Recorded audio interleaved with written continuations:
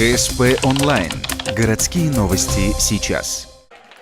Самым грандиозным фестивалем электронной музыки в Коми окрестили свое детище организаторы «Энергии Севера-2017». Танцевальный нон-стоп проходит в Ухте уже не первый раз, собирая молодых диджеев за пульт на открытой площадке перед ГДК. В этом году среди начинающих музыкантов оказался и легенда российской танцевальной музыки. Одним из хедлайнеров стал диджей Цветков.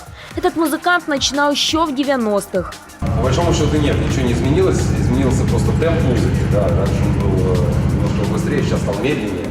А по сути говоря, все то же самое, потому что танцевальная музыка, она вот по спирали идет. Да, как было там 20 лет назад.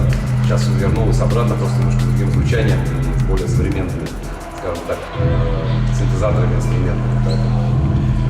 С ним на сцене выступили также диджеи Космо и Скоро, постоянные участники этого феста. Поучиться у них, а также показать свои способности смогли порядка 10 победителей отборочных туров «Энергии Севера».